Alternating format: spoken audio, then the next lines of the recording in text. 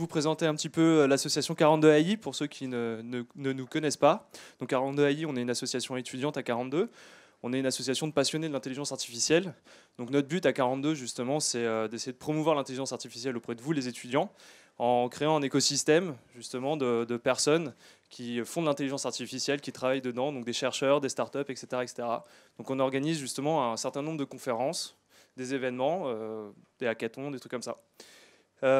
Aujourd'hui, on a le plaisir de recevoir Régis, voilà, qui va vous présenter les bas-fonds du machine learning. J'espère que vous apprendrez beaucoup de choses. Si vous êtes intéressé, n'hésitez pas à aller sur notre site internet 42ai.fr. Vous y retrouverez toutes les informations pour nous suivre sur les réseaux sociaux. On a un Slack aussi, donc on a un Slack sur 42, un channel sur 42 Born to Code. On a aussi un Slack privé où on peut discuter intelligence artificielle, partager des ressources. Voilà, merci beaucoup Régis, à toi. Je vous demande de l'applaudir. Merci. Merci beaucoup pour l'intro.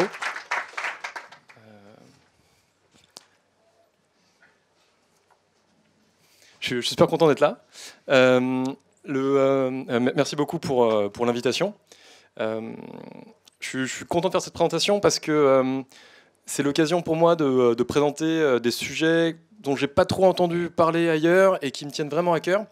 Quand j'ai commencé à préparer cette présentation, Alain m'a pas vraiment donné de contraintes sur ce que je pouvais mettre dedans, donc j'ai vraiment fait un pot pourri.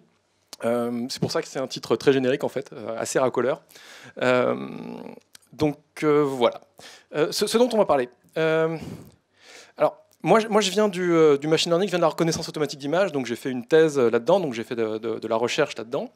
Ensuite, j'ai fait pas mal de dev. Et récemment, donc j'ai travaillé pas mal dans l'éducation en ligne. D'abord chez France Université Numérique, Fun, comme développeur. Et ensuite chez Open Classrooms, donc comme prof sur le parcours Data Architect. Voilà. Et après avoir résolu donc le problème de l'enseignement en France, je me suis attaqué au chômage. Actuellement, je travaille pour La Bonne Boîte, qui est un projet de Pôle Emploi qui vise à inciter les gens à faire des candidatures spontanées auprès d'entreprises. Et c'est très très bien, et je vous encourage à consulter ça. Donc, pourquoi je voulais parler de ça déjà ? Ouais. Parce que sur les présentations en intelligence artificielle ou en machine learning de manière générale, on se focalise souvent sur des méthodes spécifiques, réseau de neurones ou support vecteur machine, donc on va parler des random forest. Voilà. Mais en fait, il y a plein d'aspects de la data science dont on ne parle pas du tout, manipulation de données, tout ça. Donc voilà, j'essaie de couvrir un petit peu tout ça. Donc j'ai prévu un plan en 3 parties, parce que je suis un bon élève. Donc la première partie, c'est comment faire du machine learning, tout simplement. En deuxième partie, je me suis dit que ce serait bien d'approfondir comment faire du machine learning. Et en troisième partie, on parlera de Superman.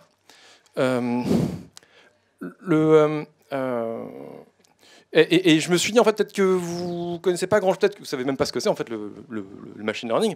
Donc, il y a une partie 0 qui est, qu'est-ce que c'est que le machine learning. Voilà, allez, c'est parti. Alors, qu'est-ce que c'est que le machine learning ? Je vais donner une définition qui est toute personnelle, qui n'est pas du tout académique, vous ne la retrouverez pas sur Wikipédia. J'ai essayé de définir ce qui est pour moi le machine learning. À partir de sources d'informations partielles, générer de manière automatique de nouvelles informations qui soient les plus correctes possibles.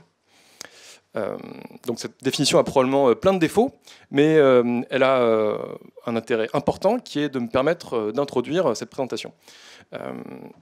Donc cette définition est un petit peu abstraite, donc je voulais donner quelques exemples de problèmes de machine learning qu'on résout d'habitude. Par exemple, ça c'est un problème de détection. On cherche à détecter les positions des piétons dans cette image. Parce que c'est important d'avoir un bon taux de reconnaissance si vous embarquez ça dans une voiture sans pilote, par exemple. Il y a d'autres problèmes, c'est prédire une température, donc problème de la météo. Quel coup est-ce que je dois jouer pour gagner à ce jeu ? Quelqu'un reconnaît ce jeu ? Non ? Vous êtes vraiment très très jeune. Personne n'a jamais joué à HeroQuest ? Ah. En fait, il y a combien d'étudiants de 42 là ? Moi, je ne suis pas étudiant de 42. Ouais, okay. Qui n'est pas étudiant à 42 ? Ok. Un public donc très hétérogène. Très bien. Bref, donc quel coup dois-je jouer pour gagner? Ça c'est un problème de machine learning qui est classique, mais qui est un peu fictionnel. Donc là, c'est StarCraft, mais c'est très sérieux. Il y a une vraie compétition pour faire des intelligences artificielles qui gagnent à StarCraft. Et ça, c'est un petit peu dans la même gamme que ce problème-là dont vous avez forcément entendu parler, qui est de produire une intelligence artificielle qui joue bien au Go. Et c'est un problème qui est compliqué. C'est le moins qu'on puisse dire. Mais il y a encore d'autres variétés de problèmes. Ça, c'est le problème de la reconstruction 3D en vision par ordinateur. Le but, c'est de produire un modèle 3D à partir d'une image. Et dans le cas le plus difficile, ça peut être une image monoculaire. Donc, à partir d'un seul objectif, reproduire le modèle 3D. Donc là, je donne un exemple d'illustration qui sort d'un article d'une conférence de 2014.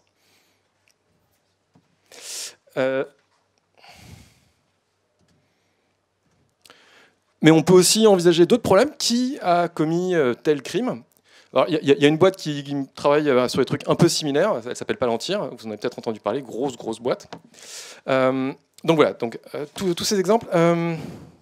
Revenons à la définition à partir de sources d'informations partielles.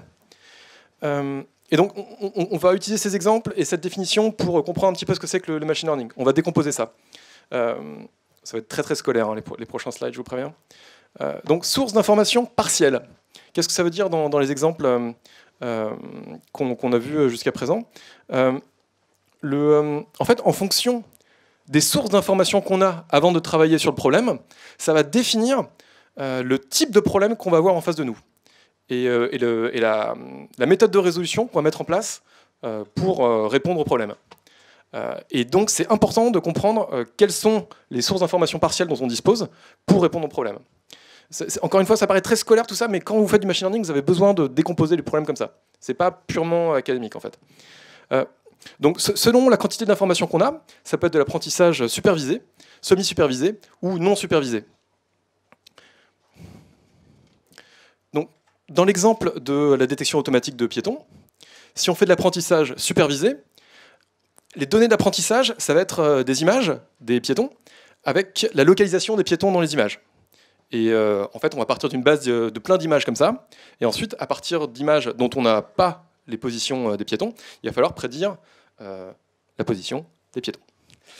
Dans le cas d'un apprentissage semi-supervisé, on peut avoir donc des images qui contiennent des piétons et on sait si oui ou non elles contiennent des piétons, mais on ne sait pas où sont ces piétons. Et on n'a pas toutes les informations, donc c'est de l'apprentissage semi-supervisé. Mais le problème reste le même. Et dans le cas de l'apprentissage non supervisé, les images d'apprentissage, ça peut être vraiment n'importe quoi. Et juste, il faut trouver tout seul ce qui est un piéton dedans. Voilà. Donc ça c'est les différents types d'apprentissage. Et donc forcément, en machine learning, il faut faire de l'apprentissage. On retourne à la définition. La partie suivante, c'est donc il faut prédire de nouvelles informations sur les images. Et là aussi, en fonction des nouvelles informations qu'on va devoir prédire, ça va conditionner les solutions qu'on va mettre en place. Donc il y a trois grandes familles, deux grandes familles qui existent. Il y a la classification binaire. Donc là, il faut prédire un résultat qui est binaire sur les données de test. Il y a la classification multiclasse, où là, il faut prédire plus que 0, 1, mais 0, 1, 2 ou n étant fini. Et ça a l'air bidon comme ça, hein. Mais en fait, il y a des algos qui fonctionnent bien en binaire et qui ne fonctionnent pas en multiclasse. Le Super Vector Machine, je ne sais pas si vous en avez entendu parler, il se généralise, enfin, il s'applique aux multiclasses, mais c'est un peu bancal, quoi. Et il y a un troisième type de problème qui est la régression. Donc là, il faut prédire une information qui peut prendre une infinité de valeurs possibles. Voilà. Et donc, si vous avez entendu parler de régression linéaire, enfin voilà, on partage le même mot parce que la régression linéaire, c'est une solution à un problème de régression. Voilà. Donc, on prédit de nouvelles informations. Quelques exemples pour illustrer la classification binaire. C'est vraiment une longue intro, hein. On est toujours dans la partie 0 là. Ça fait 8 minutes 38. Il n'y a pas de stress, pas de stress. Alors, classification binaire, quelques exemples appliqués vraiment au web. Vous êtes tous étudiants, sauf un maintenant, classification binaire, est-ce que cet internaute va cliquer sur cette pub? Ça, c'est une question qui est importante. Si on prédit qu'un internaute, étant donné tout son historique, ses achats, ses clics précédents, ne va pas cliquer sur une pub, on ne va même pas chercher à lui afficher la pub. Appliqué au problème précédent, ce pixel appartient-il à un piéton? Donc en fait, le problème de détection de piétons, ça peut être réduit à un problème de classification binaire. Et on peut envisager des trucs un peu plus sordides. Donc est-ce que cette personne va rembourser son prêt ou pas? Là aussi, si on pense qu'elle ne va pas rembourser son prêt, ben, on ne lui fait pas. Et donc ça peut être le résultat de décisions automatiques. Des exemples de classification multiclasse. Quel est le genre de ce film? Donc là, le genre de film, c'est pas binaire, quoi. C'est pas action ou romance, ça peut être drame, thriller, voilà. Bref. On peut essayer de prédire pour qui cette personne va voter. Donc là aussi, c'est du multiclasse. Ou l'orientation sexuelle de cette personne qui n'est pas forcément binaire. Quelques exemples de problèmes de régression. Donc c'est typiquement un problème de prédiction de mesure. Donc vraiment la prédiction de la température, c'est un problème de régression. Donc là j'avais mis 0 plus l'infini, mais l'intervalle de prédiction des valeurs peut varier. Donc quelle est ma probabilité de gagner si je joue ce coup? Donc appliqué au Go ou à StarCraft, le but étant de prendre le coup qui a le meilleur score. Et quelle est mon espérance de vie? Voilà, donc là je vous ai donné tout un panel de problèmes, d'exemples de problèmes qui illustrent ces trois types d'algo de machine learning. Et donc la troisième partie, la dernière partie de la définition, c'est on veut prédire des nouvelles informations qui soient les plus correctes possibles. Et je ne vais pas m'apesantir trop là-dessus parce que c'est une partie qui est vraiment très très chiante et on a autre chose à faire. Mais donc sachez juste qu'il y a plusieurs manières d'évaluer la qualité d'un algo de machine learning. Il y a une mesure qui s'appelle la précision rappel. Il y en a une qui s'appelle la distance quadratique. Enfin, typiquement quand on fait de la régression, on fait ça avec de la distance quadratique. On peut utiliser la mean average precision, etc. Voilà. Alors juste un petit mot pour dire que quand on fait des mesures de qualité d'un algo, en fait, on peut être confronté à des problèmes pour lesquels on n'est pas vraiment capable d'estimer la qualité, parce qu'il y a des problèmes qui sont mal posés. Un problème mal posé, c'est un problème pour lequel il n'existe pas de solution, ou alors il existe plusieurs solutions, en gros, hein, en très gros. Mais donc, le problème de la reconstruction 3D que j'ai mentionné tout à l'heure, c'est un problème qui est mal posé. Étant donné juste une image, il y a une ambiguïté sur les réponses qu'on peut avoir. On peut avoir plusieurs réponses. Là, par exemple, sur la cavité de l'œil, on peut imaginer un œil très très profond. Donc, à partir de juste une image, il y a plusieurs modèles qu'on peut produire. J'avais un ami, donc Martin Delagorce, qui travaillait en thèse sur la reconstruction 3D de la main. Et donc, en exemple de problème qui pose une ambiguïté, il me disait, bon bah voilà, il faut reconstruire la position 3D de la main. Mais si j'avance le doigt comme ça ou comme ça donne la même image monoculaire en 2D, mais le modèle 3D n'est pas du tout le même. J'ai vu tout à l'heure aux infos une start-up qui s'adresse à un problème mal posé. Elle fait de la reconnaissance. Vous prenez une photo de votre assiette et elle vous dit le nombre de calories qu'il y a dans votre assiette. Ça, c'est typiquement un problème qui est mal posé. C'est-à-dire, en fait, il y a deux assiettes qui ont la même apparence et qui n'ont pas du tout le même nombre de calories. Donc voilà. Donc il faut être au courant de ce genre de subtilité. Très bien, on a passé beaucoup de temps à disséquer une définition. Je suis sûr que vous êtes content d'être venu. Vous dites, oh, j'ai pas perdu mon temps, c'est bien. Parce que le but du machine learning, c'est ça la partie intéressante. C'est générer de manière automatique ces nouvelles informations. Et c'est pour ça qu'on est tous là. On veut trouver des algos, on veut faire des trucs qui sont forts, quoi. Et donc la question, c'est que vous êtes venus pour ça, c'est comment on fait. Et il y a plein de gens qui décrivent des méthodes. Voilà. Moi, je ne suis pas venu pour parler d'une méthode en particulier. Il y a un problème qu'on n'aborde pas du tout, c'est la démarche, en fait. Comment est-ce qu'on arrive à la méthode? Et là, vous dites, oh, Putain, encore une présentation philosophique sur... Ouais, bref. Donc j'aimerais bien qu'on vous parle, et je vais vous parler, d'une approche scientifique du machine learning. Parce que, en fait, j'aimerais vous convaincre, là, dans les quelques slides qui suivent, que faire du machine learning, c'est faire de la recherche, en fait. Et j'espère que vous n'êtes pas trop déçus, parce que, évidemment, vous n'avez pas du tout envie de faire de la recherche, sinon vous ne seriez pas à 42. Bref. Donc, on aborde la partie 1, qui est comment faire du machine learning. Ok, donc, vous travaillez dans une boîte, ou vous êtes dans un labo, et on vous a demandé d'implémenter la fonction solve my problem. Ce qui est un problème présenté de manière simple en tout cas. Mais donc, si vous avez bien suivi, et je suis sûr que vous avez bien suivi la partie 0, donc cette fonction solve my problem, elle ne prend pas 0 argument, elle prend plusieurs arguments. Déjà, elle prend l'intitulé du problème. Donc là, j'ai pris l'exemple de la prédiction de la météo. Donc, vous voulez résoudre le problème de la prédiction météo. Mais en fait, ce n'est pas un problème qu'on résout une fois pour toutes. C'est un problème qu'on résout avec des données. Et donc, la fonction solve my problem, elle prend en argument des données d'apprentissage et des données de test. Donc, des données, en fonction des données d'apprentissage, vous aurez un apprentissage qui sera supervisé ou semi-supervisé ou non supervisé. Merci.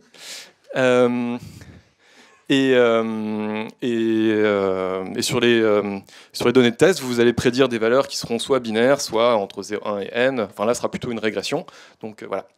Et la qualité et donc votre approche sera mesurée par un score de qualité.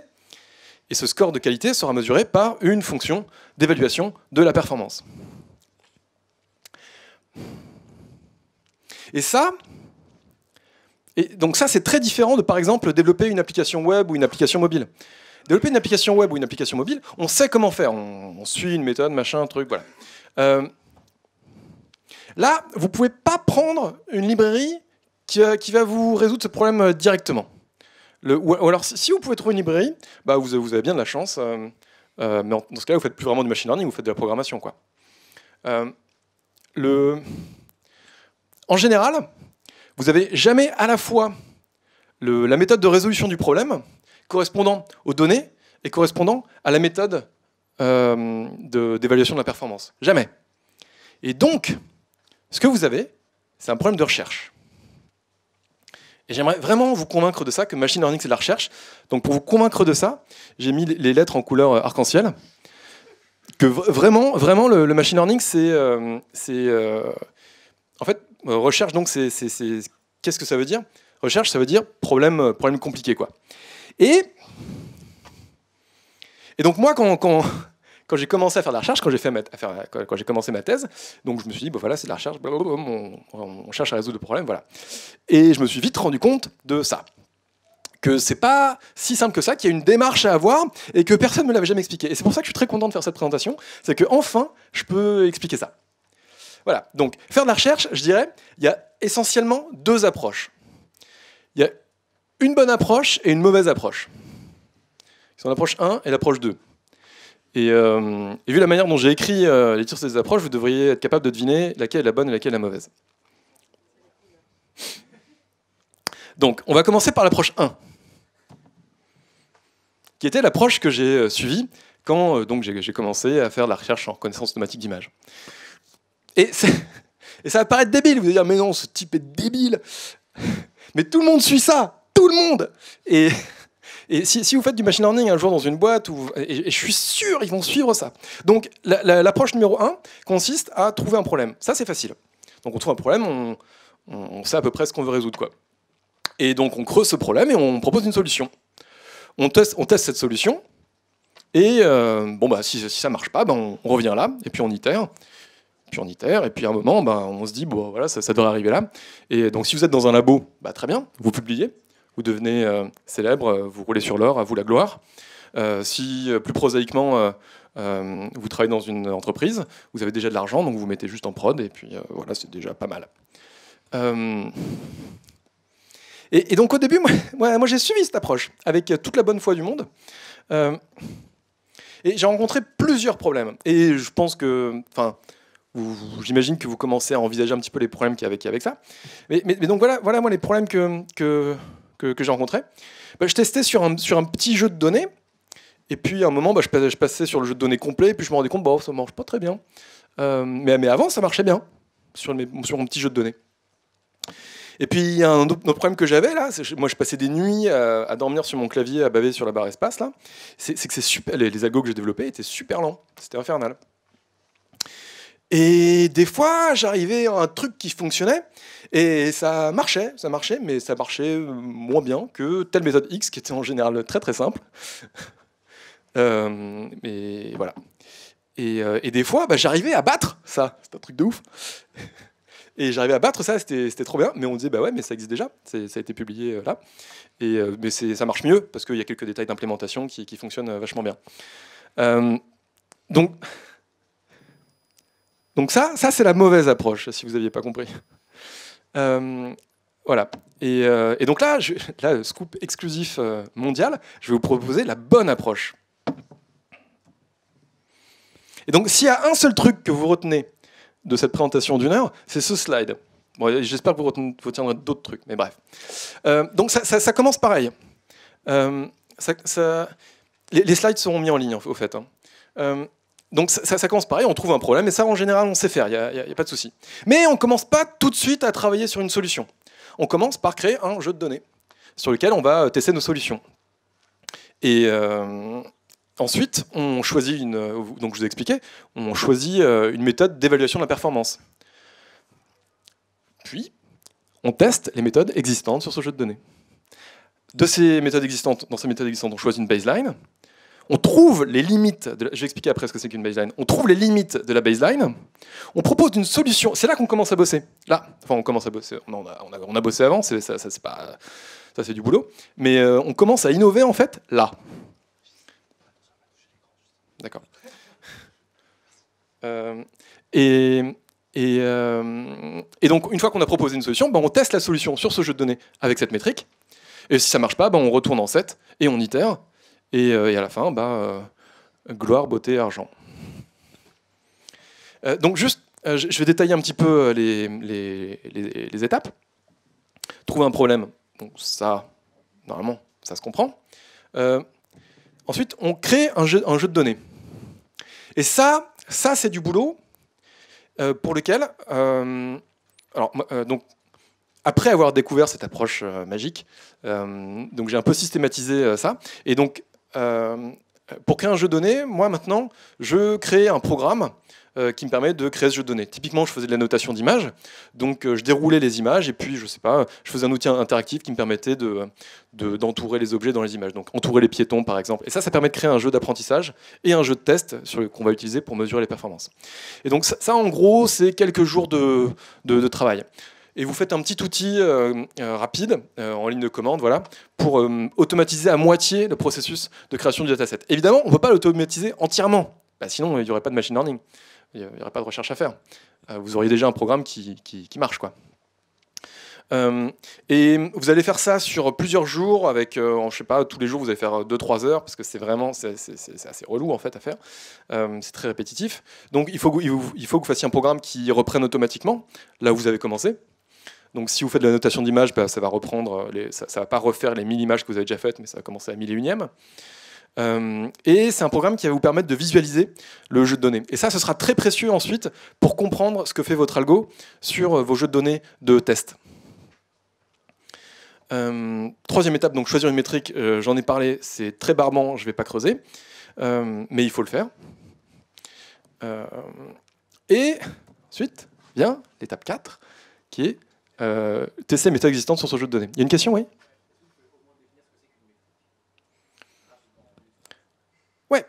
Ouais, effectivement, désolé, c'était pas clair. Donc la question, c'était définir ce qu'est une métrique. Donc on a créé un algo qui prédit la température pour les jours suivants. Et en fait, on veut évaluer quelles sont les performances de cet algo.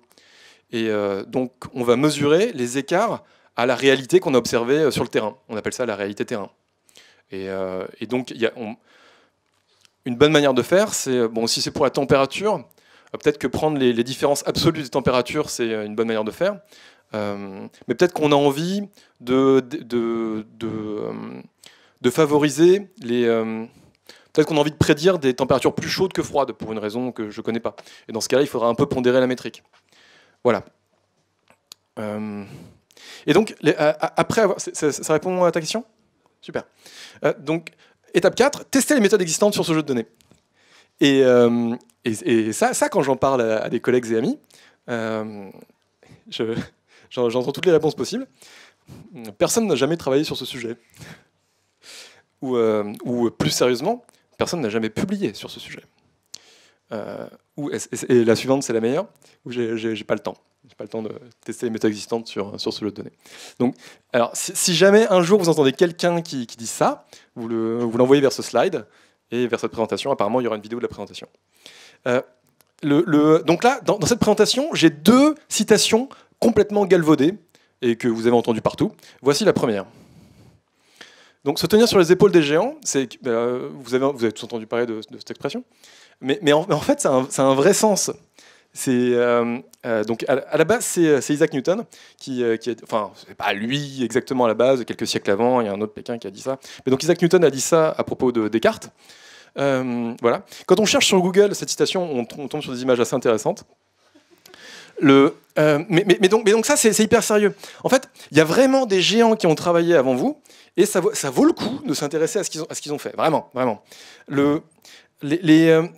Pour revenir au machine learning, en fait, il y a plein de gens qui font du machine learning. Et c'est des gens qui en font depuis très longtemps, beaucoup plus longtemps que vous. Et j'ai une mauvaise nouvelle pour vous. Ils sont très malins, ils sont plus malins que vous. En plus, ils font de la recherche, donc ils ont faim. Et ils sont payés que quand ils publient. Donc oui, il y a des publications, et oui, vous allez trouver des choses. Forcément. Donc il faut absolument inventorier les méthodes existantes, et si jamais vous trouvez rien sur ce problème, il faut peut-être se dire « Ah, vous avez peut-être mal formulé le problème à la base. » Bon. Donc j'espère vous avoir convaincu d'étudier, on appelle ça l'état de l'art. Après avoir étudié l'état de l'art, donc vous allez normalement obtenir des dizaines et des centaines de méthodes différentes. Il va falloir en sélectionner quelques-unes. Et moi j'appelle ça la baseline. La baseline, c'est... Elle vérifie ses propriétés. C'est une solution qui est assez puissante, qui fonctionne relativement bien sur votre jeu de données avec votre métrique, mais elle n'est pas trop compliquée, et surtout pas très compliquée à mettre en place, quoi. C'est une méthode qui est connue et prouvée, c'est-à-dire l'article qui l'a décrite a été déjà cité une cinquantaine ou une centaine de fois, au moins. Et si possible, il y a une implémentation de référence que vous pouvez tester facilement. Et donc ça crée une bonne baseline. Et vous allez identifier les limites de la baseline. Pourquoi est-ce que la baseline ne marche pas suffisamment bien sur vos données? Peut-être que la baseline fonctionne déjà bien sur vos données, et dans ce cas-là, vous pouvez vous arrêter, et vous allez arriver directement à l'étape 10, et amour, gloire et beauté, etc. Mais donc, il y a quand même de fortes probabilités que cette baseline ne résolve pas exactement le problème. Dans ce cas-là, il va falloir identifier les limites et proposer des solutions pour résoudre ces limites. Et si jamais la baseline... si jamais vous trouvez pas de méthode qui dépasse la baseline, eh ben c'est pas très grave, parce que vous avez déjà la baseline qui résout le problème, en partie en tout cas. Et donc vous pouvez aller voir votre chef et dire, voilà, il y a ça qui marchote, quoi. Ah ouais, ok, bon, bah en fait ça suffit, on le met en prod. Voilà. Donc,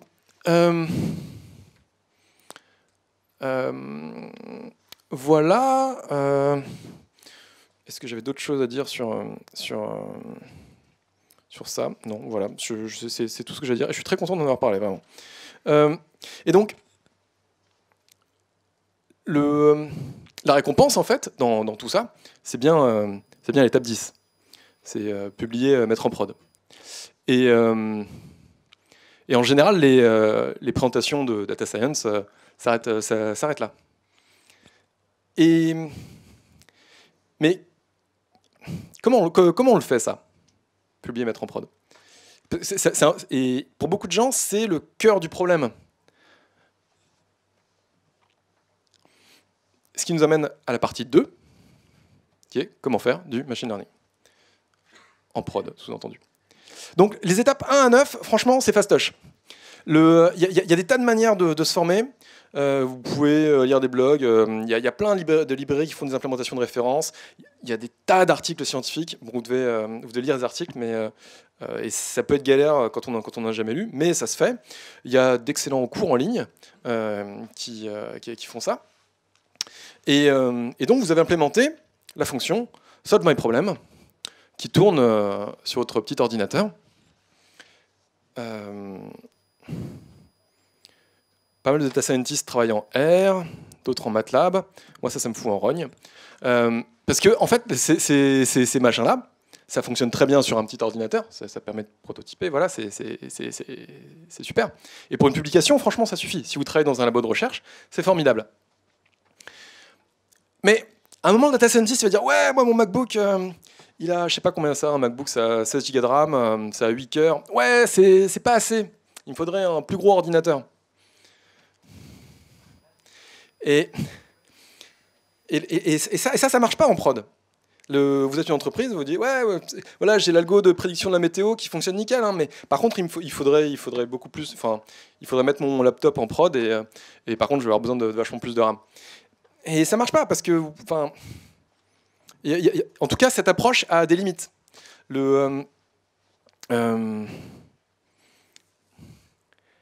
Pourquoi est-ce qu'elle a des limites cette approche? Et permettez-moi de vous poser une question, qui est un petit peu rhétorique, mais donc là, en fait, on va parler de big data, qui est le buzzword le plus à la mode en ce moment. Pourquoi est-ce qu'on fait du big data? Pourquoi est-ce que tout d'un coup, on a besoin de plein de données? Je pose le micro, autant de boire un coup, vous pouvez répondre.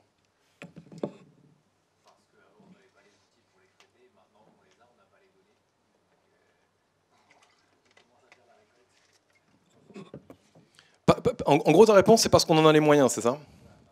Ouais, mais pourquoi est-ce qu'on a besoin de données? Pour l'apprentissage. Pourquoi est-ce qu'on a besoin de données pour l'apprentissage?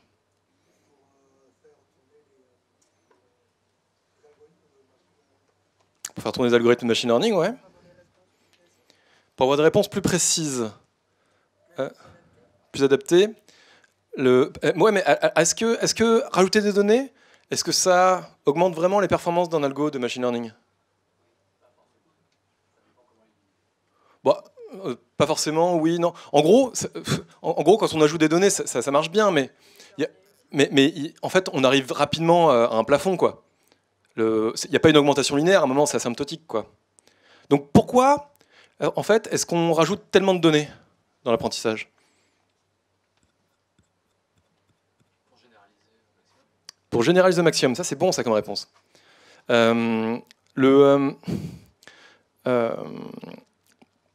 Est-ce que tu peux préciser ta réponse?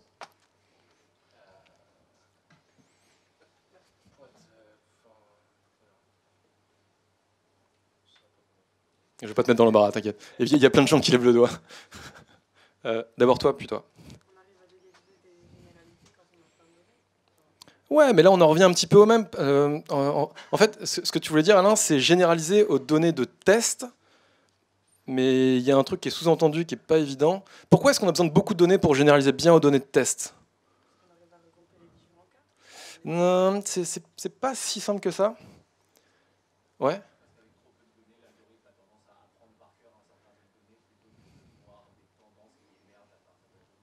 Alors ça c'est bon ça, parce que avec trop peu de données, le modèle a tendance à apprendre par cœur.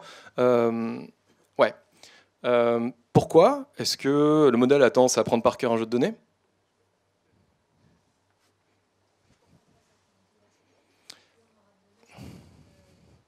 Alors, un modèle donné, on lui file des données, il ne va pas forcément apprendre par cœur ces données.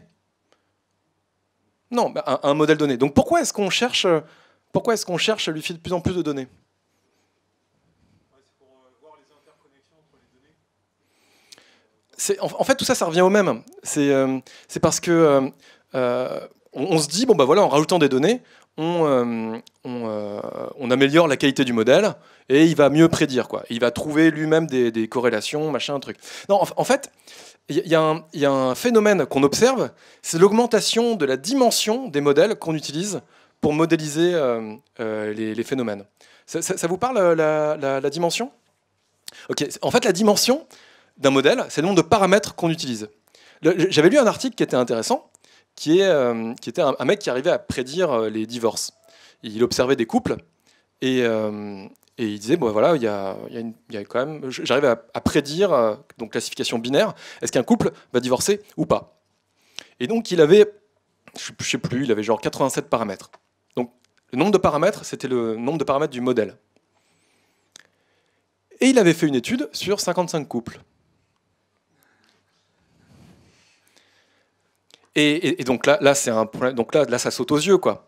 Mais ça c'est un problème qui se généralise à plein de situations. En fait, actuellement, on a une explosion du nombre de paramètres dans les modèles, qui est notamment due à l'apparition du deep learning.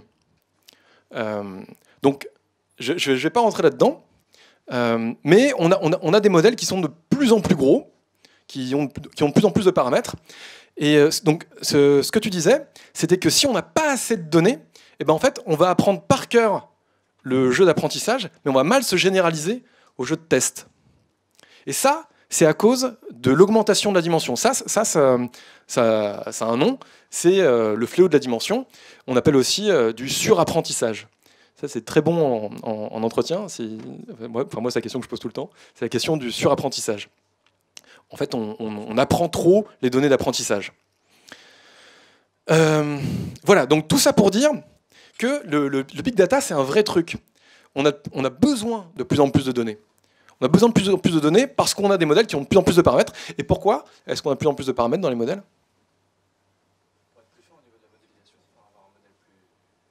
Ouais, mais est-ce qu'on a vraiment besoin de modèles plus forts?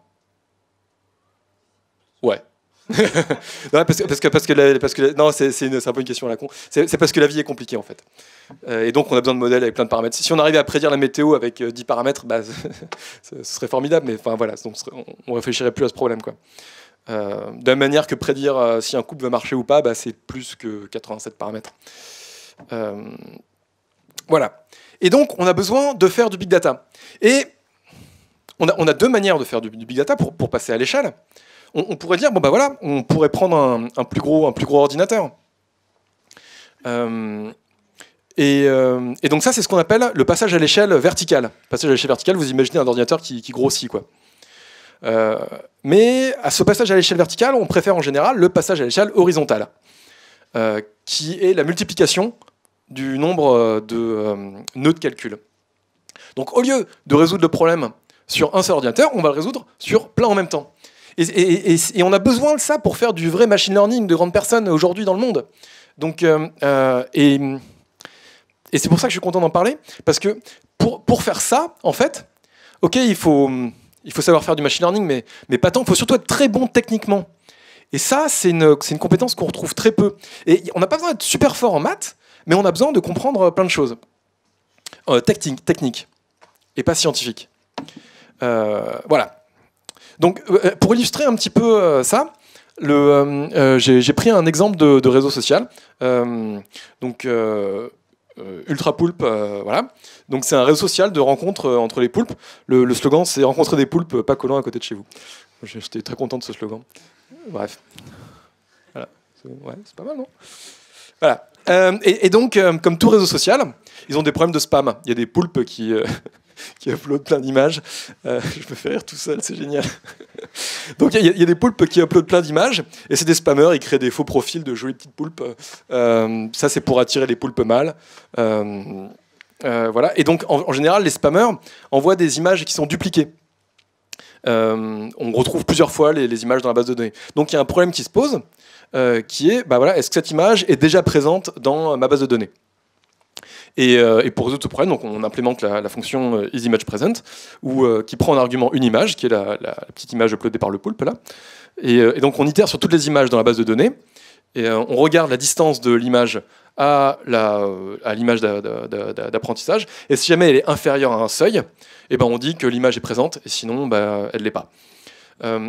La distance de l'image à l'image d'apprentissage, c'est une distance qui est pas très simple. Vous voyez pourquoi on ne peut pas prendre juste le SHA-1 ou le MD5 du fichier image? Vous savez ce que c'est un SHA-1 ou MD5?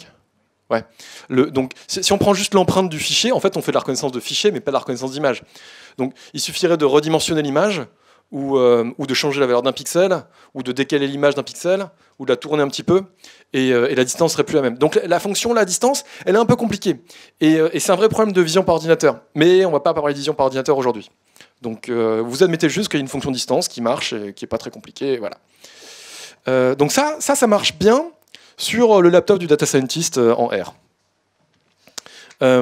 Et en fait, donc là, ça nécessite de faire n comparaisons, où n c'est le nombre d'images dans la base de données. Et pour faire ça plus rapidement, il a implémenté une fonction fast min distance qui en fait prend un index d'images et qui renvoie la distance la plus faible de l'image à l'image la plus proche dans la base de données. Et ça, pareil. Ça, c'est une fonction qui est un petit peu compliquée, mais ça va. Et pour opérer cette fonction, il y a besoin de créer un index. Et ça, créer cet index, ça prend un petit peu de temps. Essayez juste de vous en rappeler pour la suite. Et donc ça tourne bien sur mon MacBook Pro. Et maintenant, si je veux passer à l'échelle, donc de manière horizontale, en fait, c'est relativement facile. Il suffit de décomposer la base de données en partitions, en sous-base de données, et on va pouvoir calculer la distance minimum de l'image à chacune des partitions, et si jamais elle est inférieure à un seuil, eh ben on va retourner true. Et sinon, on retourne false.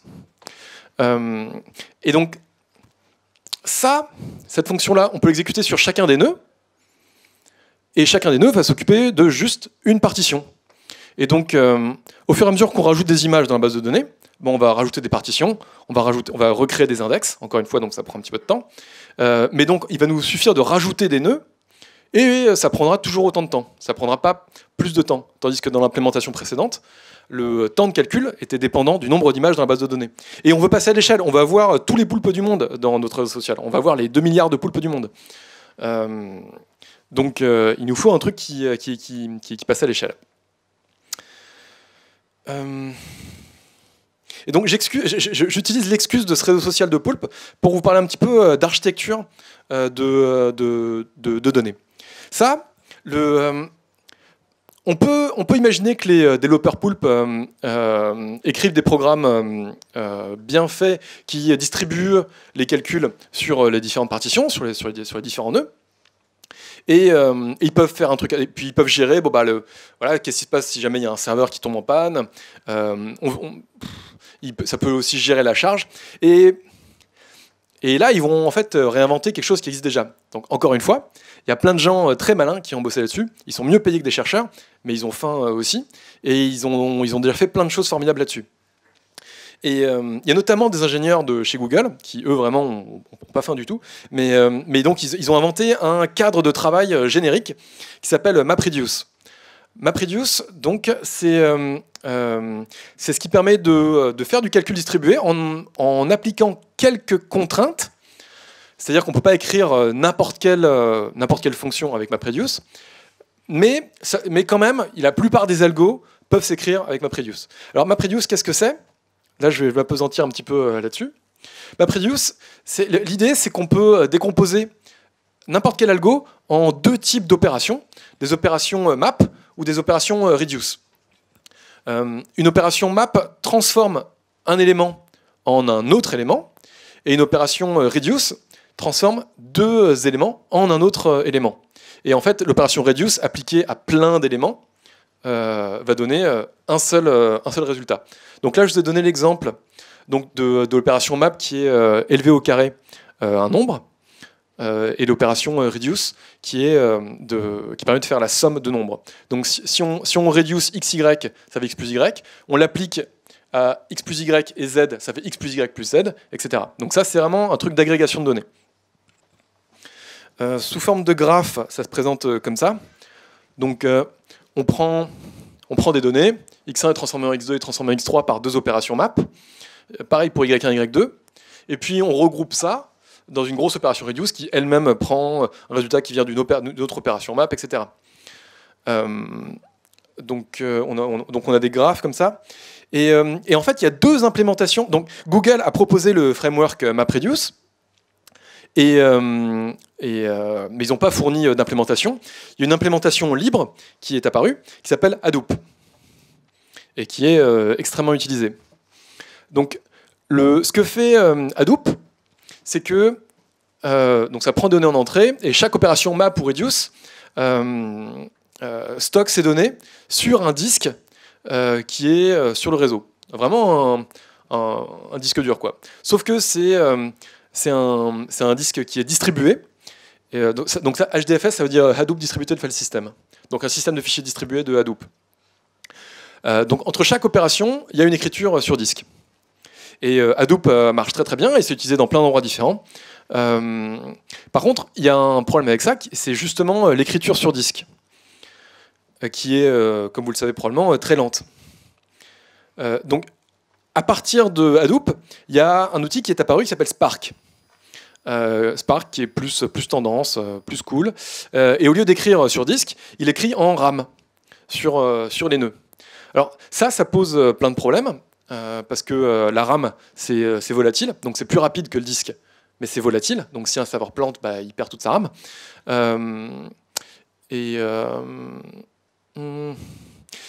Donc, est-ce que j'ai un comparatif Hadoop Spark rapidement. Donc voilà. Hadoop écrit sur disque et Spark écrit en mémoire. Ça a des conséquences, enfin ça a l'air de rien comme ça, mais ça a pas mal de conséquences sur le fonctionnement en interne. Dans Hadoop, on peut utiliser n'importe quelle structure de données. Dans Spark, on est obligé d'utiliser des RDD qui encapsulent des données natives. Après, Hadoop, les applications sont surtout rédigées en Java. On peut utiliser n'importe quel langage de programmation avec Hadoop Streaming, mais en fait, c'est un peu bancal, donc on ne le fait pas trop. Dans Spark, on peut utiliser tous ces langages de manière native. Et surtout, Spark embarque Spark SQL et Spark ML, qui est une librairie de machine learning qui permet de faire du machine learning de manière native en mode distribué.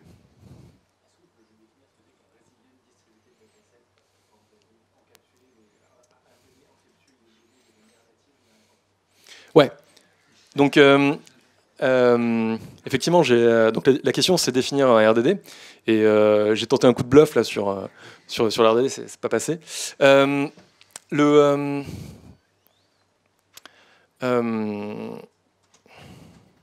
Qu'est-ce que j'ai comme slide après? Bah, c'est pas vraiment. Il n'y a pas vraiment de définition. J'essaie pas de vous arnaquer, hein, promis. Mais c'est l'implémentation qui est utilisée par Spark pour représenter les données. Et en fait, c'est utilisé non seulement pour représenter les données, et pour distribuer les calculs. C'est-à-dire que, en fait, on décrit avec les RDD, qui sont encore une fois natifs à Spark. Hein. Donc, on décrit une succession d'opérations. On décrit comment charger les données, quelles opérations effectuer, et en les déclarant, en fait, c'est Spark et le RDD qui décident comment est-ce que ça va être distribué sur les différents nœuds. Donc le RDD s'occupe à la fois du chargement des données, la distribution des données sur les différents nœuds, et la manière dont les calculs seront ordonnés. Parce que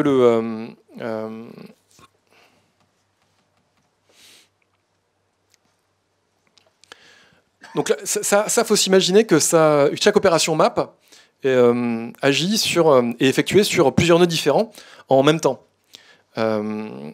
Et on peut faire ça naïvement, et ça devrait bien se passer, mais ça sera lent.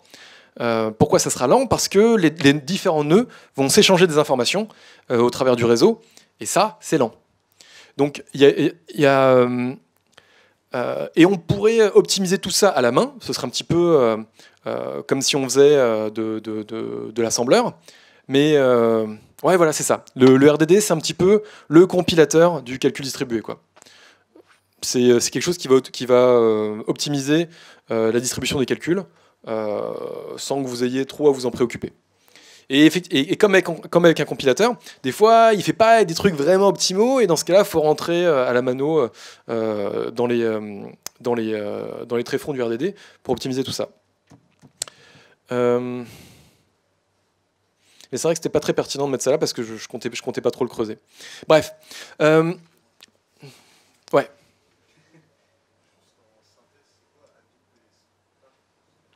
Alors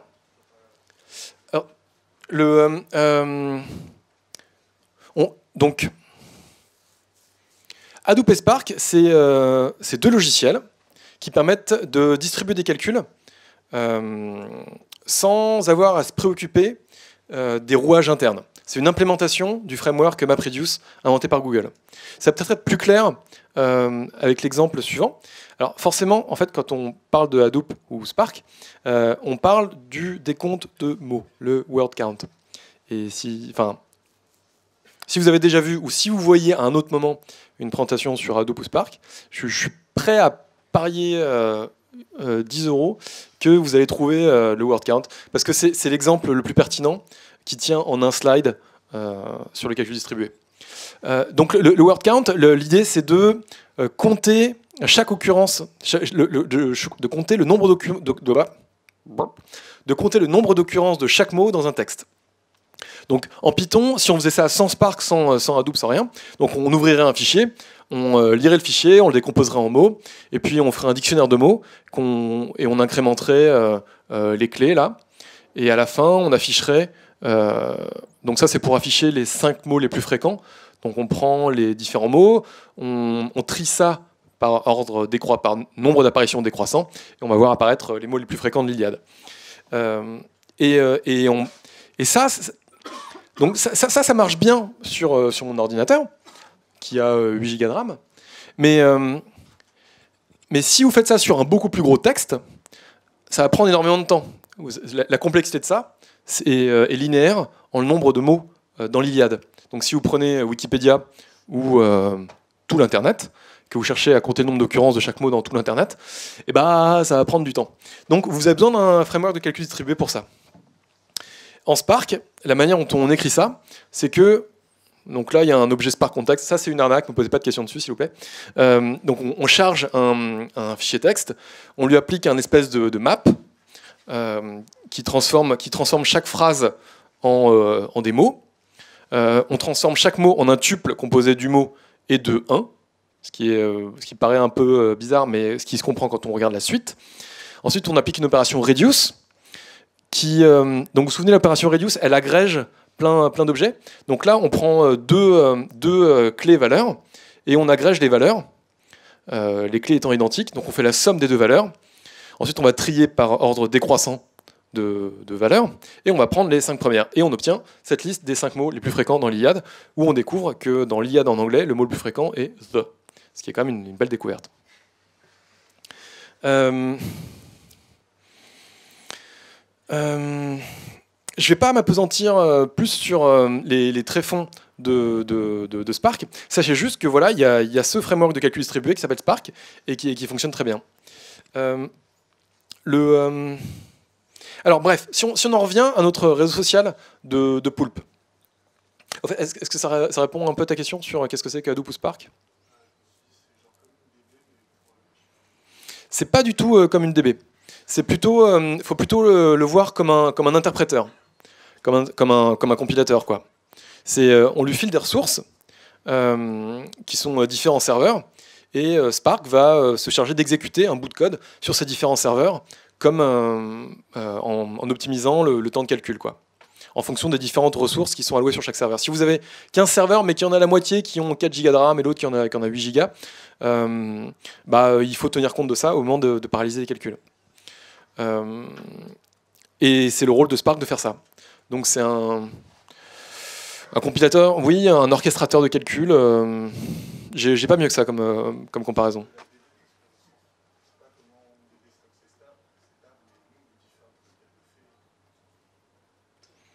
Alors, donc Spark ne se charge pas du tout du stockage des données. Et pour... merci, ça me fait une excellente transition vers le slide suivant. Donc, si on en revient à notre réseau social de pool, j'ai expliqué comment est-ce que Spark stocke ses données, parce qu'effectivement, Spark a besoin de stockage de données. Donc, si on en revient à notre réseau social de Poulp, donc il y a un Poulp qui upload une image et qui arrive sur le cluster Spark. Donc, il y a un nœud maître qui reçoit cette image, qui va l'envoyer, là j'ai pas fait les flèches orange, mais qui va l'envoyer vers les différents nœuds. Chacun des nœuds a accès à une partition de la base de données d'image, et chaque nœud va renvoyer la distance de l'image à la partition. Et ce nœud-là va se charger de faire un minimum et de renvoyer la distance de l'image à la base de données.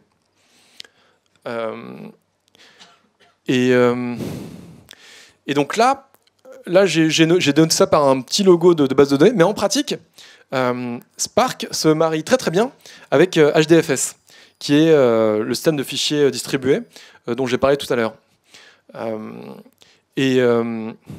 Donc HDFS, il faut l'imaginer là aussi comme un système de fichiers, comme un système qui est complètement distribué sur plusieurs serveurs. Et en fait, les calculs vont s'opérer près des données. Et ça a énormément de valeur. Ça veut dire que pour faire des calculs sur des données, il va charger les données à partir d'un nœud qui lui est proche. Sinon, encore une fois, il y a des temps de transfert réseau qui sont importants. Donc ça c'est pour le calcul. Et si jamais si jamais vous avez le bonheur d'avoir à traiter des gros volumes de données un jour, vous allez probablement passer par là. Mais c'est pas du tout toute la solution au problème. Là, donc il y a les petits poulpes qui uploadent plein d'images avec leurs petits tentacules. On détecte qu'une image est nouvelle. Donc cette distance-là, elle est supérieure au seuil qu'on a défini. On considère qu'on a une nouvelle image, donc il faut l'insérer dans la base de données. Il faut l'insérer là-dedans. Mais vous vous souvenez, là, ces distances, elles sont calculées avec des index. Des index qui mettent du temps à calculer. Donc on ne peut pas insérer une image facilement dans une base de données, parce qu'il va falloir recalculer tous les index. Et ça va prendre trop de temps. On n'a pas le choix, il faut une base de données qui est auxiliaire. Une base de données dans laquelle on va faire que des insertions. Donc si jamais une image est nouvelle, on va l'insérer là-dedans. Et là, vous avez plein de choix pour cette base de données. Ça peut être de plein de types différents. Là, j'ai donné 2 exemples de noms que vous connaissez peut-être déjà, donc HDFS et MongoDB, mais ça peut être uniquement en mémoire, ça peut être du Redis, ça peut même être du SQL, mais en fait, vous n'avez pas tellement besoin de SQL pour stocker ça. Ça peut être quelque chose de vraiment beaucoup plus simple. Et donc, quand on calcule les distances, on calcule les distances non seulement par rapport à ces partitions, mais aussi par rapport à cette base qui sont en fait les nouvelles images. Ça, c'est la base de nouvelles images. Ok.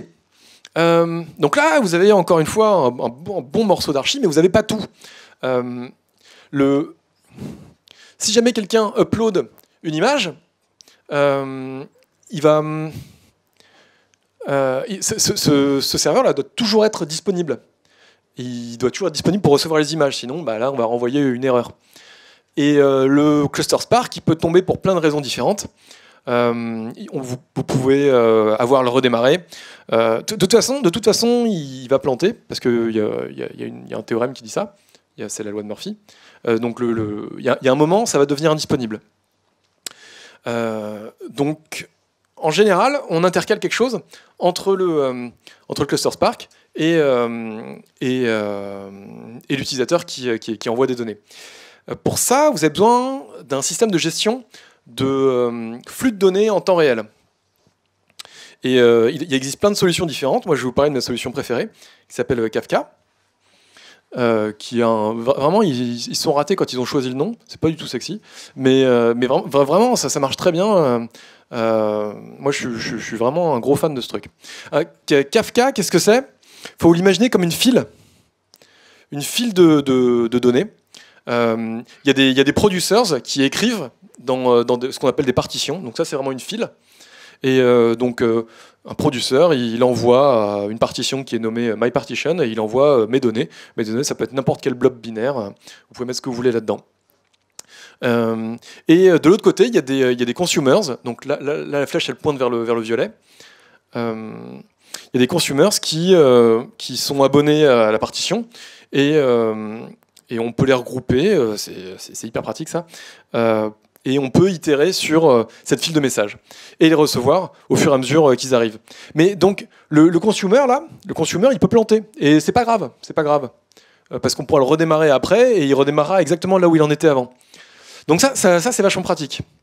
Et donc là, il y a une autre partition dans laquelle on va écrire non pas les images, mais les calculs de distance qu'on a fait de l'image à notre base de données. Donc pareil, donc le Spark va écrire là-dedans, et ça va être à nouveau lu par une application quelconque qui va faire quelque chose avec les images dupliquées. Donc Kafka, ça a plein d'avantages. Donc c'est first in, first out, mais pas que, parce qu'on peut déplacer le curseur à partir duquel on lit dans cette file. C'est en RAM, donc ça va très vite, mais en même temps ça passe à l'échelle parce que ça déborde, ça peut faire déborder ces données sur le disque. Vous savez que le disque ça coûte beaucoup moins cher que la RAM, donc Kafka peut faire déborder toutes ces données sur disque. Et vous pouvez lancer plusieurs nœuds Kafka, donc profiter de plein de disques différents pour passer à l'échelle, encore une fois, de manière horizontale. Et ça, c'est absolument nécessaire, parce que vous voulez parler à 2 milliards de poulpes. Vous pouvez avoir plein de consumers différents sur la même partition, et vous pouvez vous servir de Kafka pour plein de choses. Ce n'est pas un outil qui sert à une seule chose. Donc, fil de message, tâche asynchrone, buffer, comme ici, etc. Voilà, donc l'architecture complète du bazar, ça ressemble à ça. Donc, un client qui est un petit poulpe upload une image vers un serveur web. Le serveur web, il envoie chez Kafka et il se préoccupe plus de ce qui va se produire avec l'image. Donc là, on empile les images très très vite parce qu'on a 2 milliards de poulpes. Les images sont lues progressivement par un cluster Spark. Et si le cluster Spark, c'est pas grave parce que Kafka, il accumule les images, c'est cool. Donc le cluster Spark calcule les distances aux différentes partitions, ces partitions qui sont stockées dans HDFS, et il doit aussi comparer aux images les plus récentes qui sont stockées dans une base de données dans laquelle on fait que rajouter des images. Il renvoie, donc ce cluster Spark renvoie des distances qui stockent aussi dans Kafka, tant qu'à faire. Ces distances sont dépilées par un serveur applicatif qui décide quoi faire. Bah voilà, si une image est dupliquée ou pas, bah voilà, est-ce qu'on considère que le poulpe est un spammer ou pas. Et si jamais une image est unique, elle est nouvelle, bah on rajoute l'image à la base de données. Et pour ça, bah on fait un append dans cette base de données-là. Ouais, c'était un peu... bon, j'ai lancé plein de buzzwords là. Je voulais vous donner un aperçu de ce qu'on peut faire de ce qu'on peut faire quand on a beaucoup de données.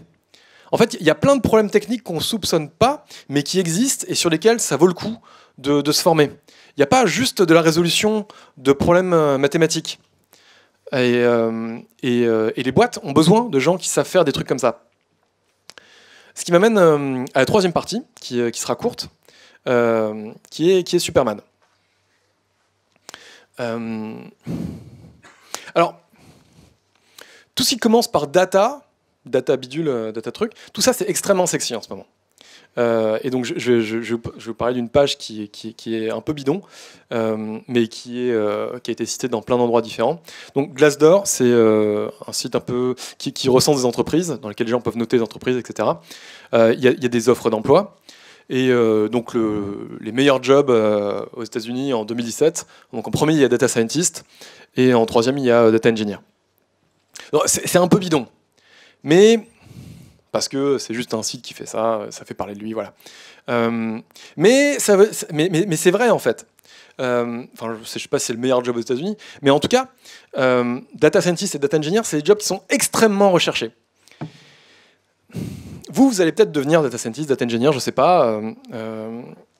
Et on va vous demander différentes compétences. On va vous demander de savoir faire de la programmation, de savoir faire du machine learning, de savoir faire des stats, de savoir distribuer des calculs, de savoir gérer des bases de données, distribuer elle aussi. Et tout ça, c'est hyper compliqué. Vous prenez n'importe lequel de ces champs d'expertise, là, pris individuellement, ça vous fait un très bon job. De développeur, c'est un très bon job. Expert en machine learning, excellent. Enfin, voilà. Et on vous demande de savoir tout ça.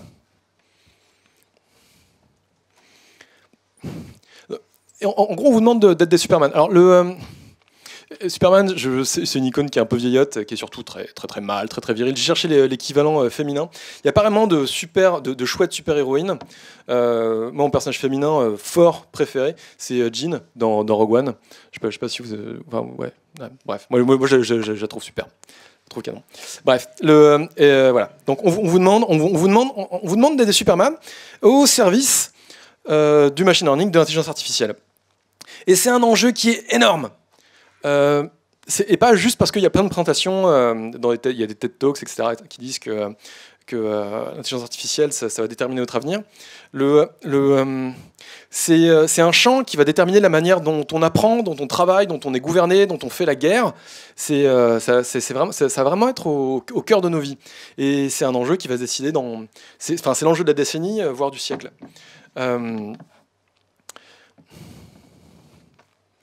Et donc là, je vous avais dit qu'il y avait 2 citations complètement galvaudées dans cette présentation. Vous avez eu la première, voilà la deuxième. D'ailleurs, j'ai découvert que ça vient en fait, c'est inspiré de l'Évangile selon Saint Luc. Ouais, mais Saint Luc c'était avant Spider-Man.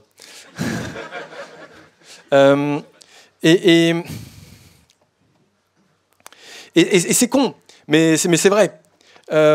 Et vous allez avoir des super compétences hyper prisées du marché.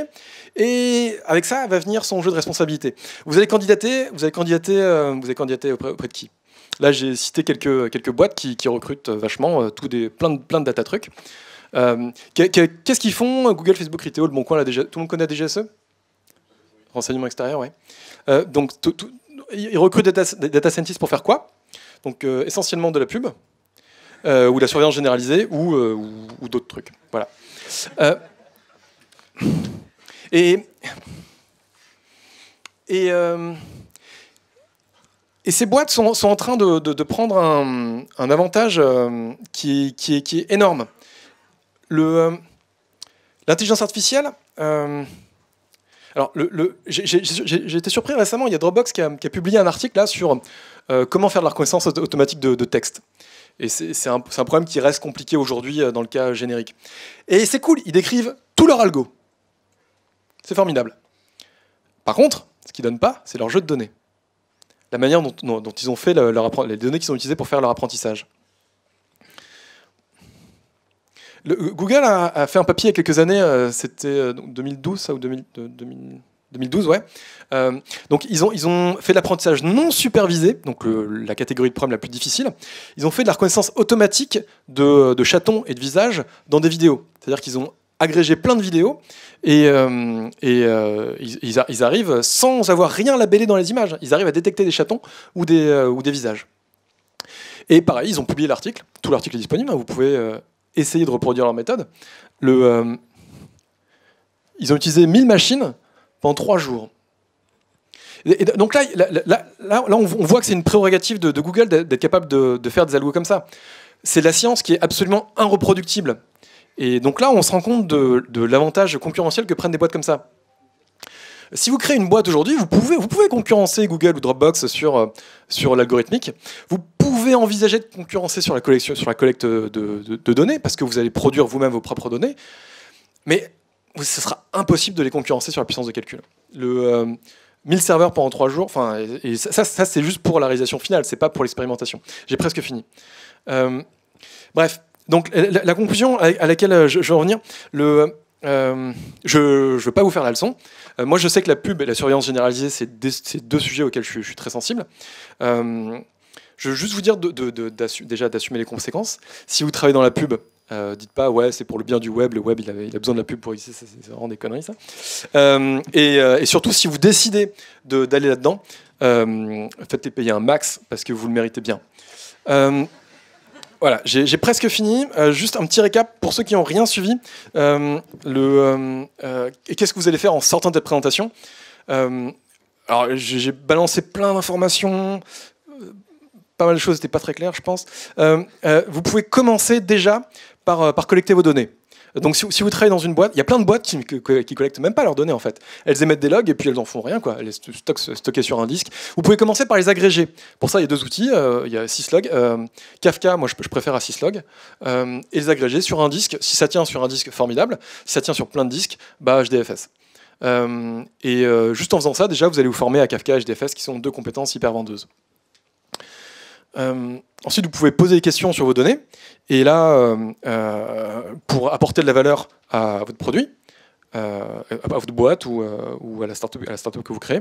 Et vous pouvez commencer à essayer de répondre à vos questions en utilisant soit une librairie donc standard de machine learning, qui est scikit-learn, ou si vous devez faire du calcul distribué avec Spark. Tout ça en suivant, évidemment, l'approche générale que j'ai décrite dans la première partie pour résoudre un problème de machine learning.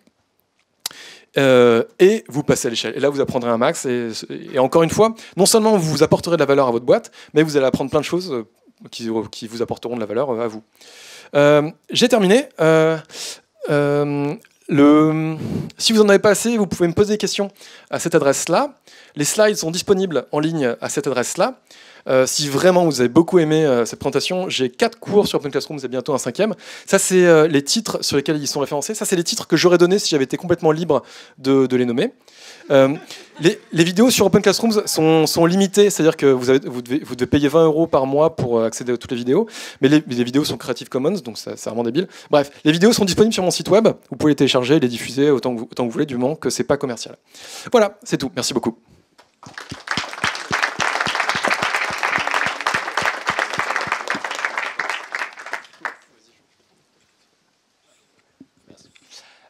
J'avais entendu parler d'une boîte qui s'appelait Geometric Intelligence qui a été rachetée par Uber pour faire son labo d'IA, dont le patron, en gros, s'était inspiré de la psychologie enfantine et de comment l'enfant fait des mathématiques pour régler le problème de la massification des données, notamment en faisant que l'algorithme pouvait apprendre à reconnaître la lettre A avec 3 lettres A. Et est-ce que dans votre propre travail, vous réfléchissez à ces problématiques? Parce que c'est peut-être le seul moyen de dépasser les problèmes de puissance de calcul et de besoin de grosses bases de données. Alors, bon, déjà, il apprend très probablement pas juste avec... dans le jeu d'apprentissage, il y a probablement plus que 3 lettres. Je ne sais pas si vous avez suivi récemment, il y a une news qui est sortie sur... l'algo de résolution de Go, de Google, pour jouer au Go. Donc ils ont dit, bon, voilà, on a encore amélioré le joueur de Go, et pour ça, on lui a pas donné que des parties qui avaient déjà été jouées, mais on a généré plein de parties. Et donc il continue à apprendre en continu, et il devient de plus en plus fort, voilà. Et donc ça, c'est ce qui s'appelle de la génération de données synthétiques. Et ça, c'est beaucoup utilisé en vision par ordinateur, c'est-à-dire qu'on a un jeu d'images, et à partir de ces images, on va générer d'autres données synthétiques. C'est-à-dire qu'on va tordre les images, on va les agrandir, les tourner, et toutes ces transformations, on va les ajouter au jeu d'apprentissage. Et ça, c'est ce qui s'appelle augmenter le jeu d'apprentissage. Donc il a probablement fait ça, et quant à apprendre comme un enfant de 3 ans, s'il a résolu le problème de l'apprentissage à 3 ans, c'est une belle performance qui mérite plus que de conduire des taxis dans Paris. Parce que c'est un problème qui est hyper compliqué, en fait, l'apprentissage générique dans le cas général. En pratique, souvent on dit bon, bah, on s'inspire des humains pour faire l'apprentissage, ça veut dire qu'on fait du réseau de neurones, quoi. Et c'est probablement ce qu'il a fait, un réseau de neurones de petite taille, parce qu'enfant de 3 ans, voilà. Mais j'en sais pas plus là-dessus. Est-ce qu'il y a d'autres questions? Par rapport à comment tu avais un navigateur avec Glassdoor et les différents postes qui avaient du succès. Tu parlais d'une somme de 5 compétences, programmation, machine learning, etc. Mais en fait, pourquoi on est passé à un modèle où ils ont besoin d'une personne qui réunit les 5 compétences au lieu d'en avoir 5?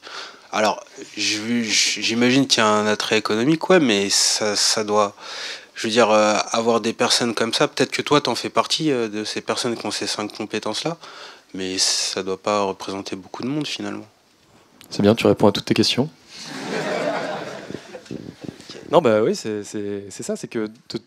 Donc, trouver une personne qui regroupe ces 5 compétences, bah, ça coûte... Enfin, c'est une personne qui coûtera plus cher qu'une autre, mais il y en a beaucoup moins. En fait, souvent il y a ça, ou alors juste ça, et puis il y a ça, et puis c'est déjà pas mal, quoi. Et là encore, j'ai pas rajouté la visualisation de données, communication scientifique, etc. Mais est-ce que c'est dû peut-être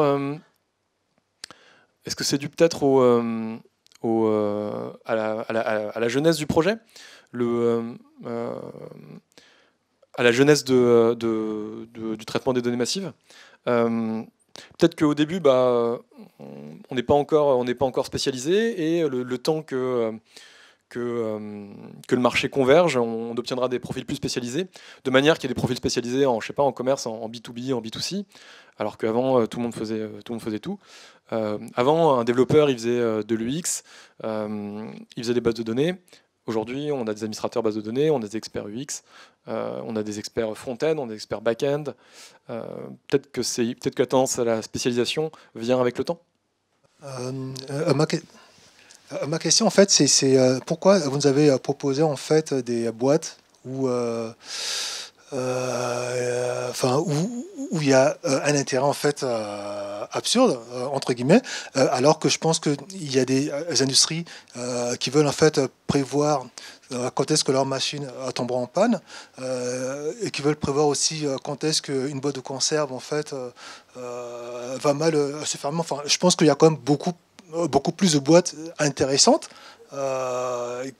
qui ont besoin de ce savoir de data science que ces boîtes qui veulent de la pub, je sais pas.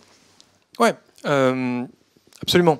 Il y a plein de boîtes qui font plein de trucs différents. Là, j'ai pris ça.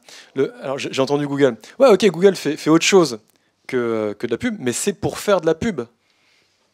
C'est ça leur business, quoi. Donc, ce que je veux dire, c'est qu'on peut travailler sur plein de problèmes, sur plein de sous-problèmes hyper intéressants. Et ça va être intéressant à son échelle, mais c'est voir ça par le petit bout de la lorgnette. Quelqu'un qui va s'occuper d'un énorme cluster Hadoop chez Criteo, c'est le kiff. Techniquement, c'est le kiff. Mais c'est pour faire quoi, au final? C'est pour faire de la putain de pub, quoi. Et donc j'ai pris ces boîtes-là, parce que c'est les gros employeurs actuellement à Paris et en France de dev. Il y en a une que j'ai pas listée, dont je suis fan. Mais je ne l'ai pas listé parce que je suis fan, c'est Blablacar. Et pour moi, Blablacar, c'est une boîte qui fait de l'intelligence artificielle, et elle fait plutôt partie des bons élèves. Mais encore une fois, il y a une opinion derrière ces boîtes. Vous avez peut-être une autre liste, mais c'est important que vous en soyez conscient, quoi. Est-ce que pour faire du Kafka, ça marcherait en plus classique, ou alors le HDFS c'est un hardware spécial, ou c'est juste un système de fichiers de Kafka? Non, tu n'as besoin de rien de spécial. Faut voir Kafka comme une espèce de base de données qui s'installe. D'ailleurs, ça s'installe et ça se lance très facilement. Ça tourne dans la JVM. Mais on s'en fiche en fait que ça tourne dans la JVM, parce qu'on peut interagir avec à partir de tous les langages, quoi. Il y a une API TCP. Et pareil pour HDFS, ça se lance très bien en local, et on peut simuler un cluster HDFS soit en local, soit avec tes petits camarades. Tu prends plusieurs ordinateurs, tu fais un cluster HDFS.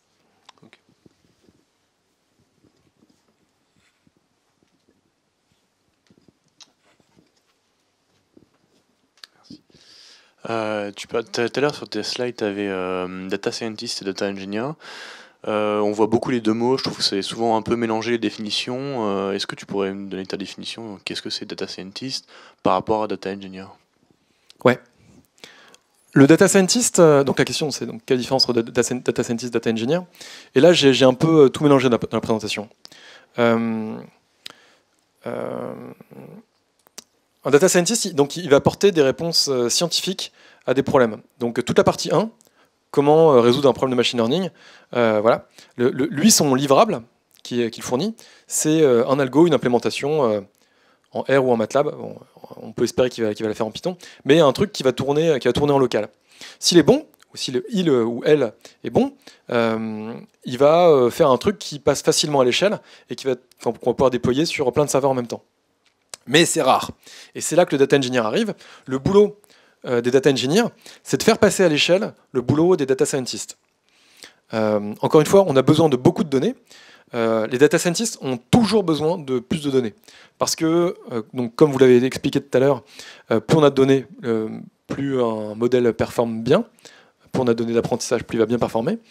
Et surtout, plus de données, ça permet d'avoir des modèles plus complexes et donc qui retranscrivent mieux la réalité.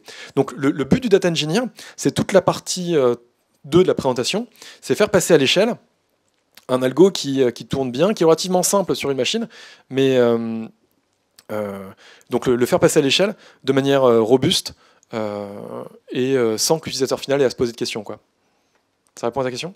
Je voulais savoir, pour avoir des petites précisions sur le modèle d'apprentissage non supervisé, oui. Comment ça se passe, en gros? Parce que, ouais. du coup, Donc l'exemple le plus fort, c'était ce que j'ai donné là sur Google.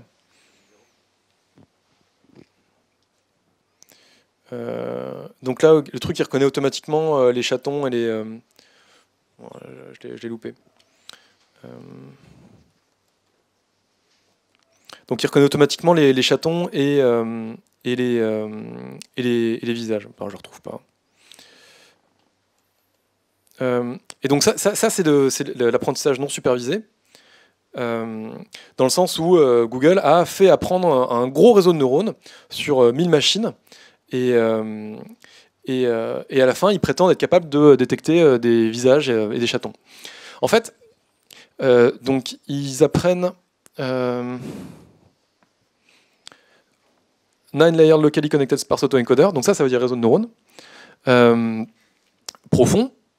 Et donc dans un réseau de neurones profond, dans un réseau de neurones de manière générale, il y a des nœuds qui sont en sortie et qui enfin, faut voir ça comme un graphe avec des nœuds qui sont connectés entre eux. Et donc comment est-ce qu'ils peuvent prétendre que ce graphe, ce réseau de neurones arrive à détecter automatiquement des chatons et des visages? En fait, il y a un neurone là-dedans qui s'est spécialisé dans la détection de chatons et de visages. De la même manière que dans notre cerveau à nous, il y a une région du cerveau qui a particulièrement bien appris à reconnaître certaines formes et pas d'autres. Donc ils ont juste trouvé ce neurone-là, et c'est ça qui a fait l'apprentissage. C'est grâce à ça qu'ils peuvent prétendre faire de l'apprentissage non supervisé. Ça répond à ta question? Je ne sais plus qui a posé la question. Ouais, ça répond à ta question? Ouais, c'est bon. Merci. Je sais pas si... J'aimerais juste mentionner par rapport à l'idée qu'on peut faire juste de la pub avec le machine learning, où en gros on fait des boîtes qui font ça pour ça. C'est pas forcément vrai. Par exemple, en gros, Google, ils ont divisé par 3 leur facture d'électricité juste en gérant mieux comment ils faisaient leurs calculs du jour au lendemain avec un bon algorithme, quoi. Et pour faire quoi? Pour faire de la pub. Mais si c'est pour reprendre la même solution et faire ça pour l'État français, pour absolument. Absolument. ERDF, voilà, c'est parfait. Tu fais ta start-up, tu te fais payer par excellent. l'État, eux ils gagnent des milliards et toi tu gagnes la moitié de ces milliards qu'eux ils ne dépensent pas, tu vois. Donc c'est un peu plus compliqué que ça, mais ouais, en gros, ouais. C'est pas mal. Oui, tout à fait, ouais, absolument, ouais. La question, c'est pour qui vous travaillez, absolument.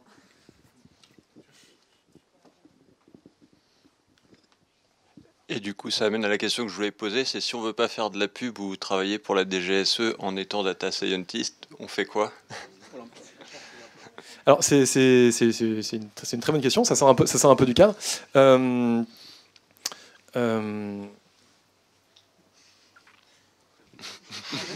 Alors, il y a plein de boîtes qui font des trucs formidables. Moi, alors, j'ai pas envie de me mettre en avant. Mais enfin, moi je travaille pour Pôle emploi et mon système de valeurs n'est pas le tien. Il y a des gens qui sont tout à fait d'accord de bosser dans la pub et ok. Moi j'ai bossé à Criteo, j'ai des très bons amis qui travaillent encore à Criteo et je leur parle. Et voilà. Mais donc il y a plein de boîtes comme tu disais, il y a plein de boîtes qui font des vraies choses utiles avec le machine learning. Superman n'est pas obligé de bosser avec Lex Luthor. Il peut faire plein de choses formidables. Et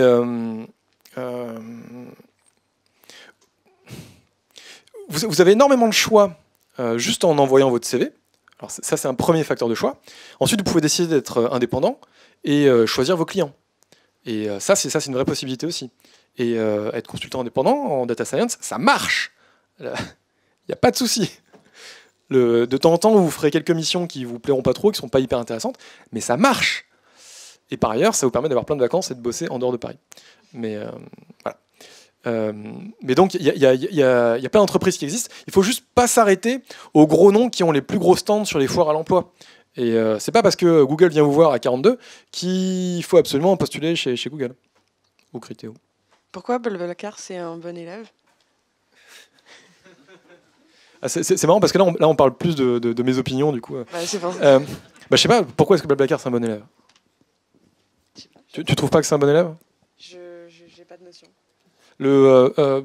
Pour moi, c'est vraiment une boîte qui réussit à résoudre un vrai problème avec les gens. Ils arrivent à faire ça sans prendre trop d'avantages de leur position monopolistique sur le marché. Et il se trouve que j'ai aussi beaucoup d'admiration pour le fondateur qui a créé sa boîte à partir de pas grand-chose, qui a beaucoup galéré. Et je trouve que ça fait une belle réussite, quoi. Ça permet de mettre en contact des gens. Moi, je covoiture beaucoup avec des gens et ça résout un problème écologique, économique.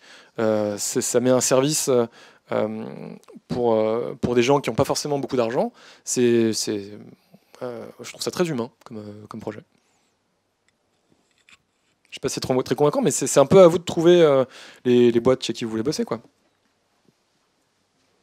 J'ai l'impression qu'on pourrait faire une séance de questions juste avec toi.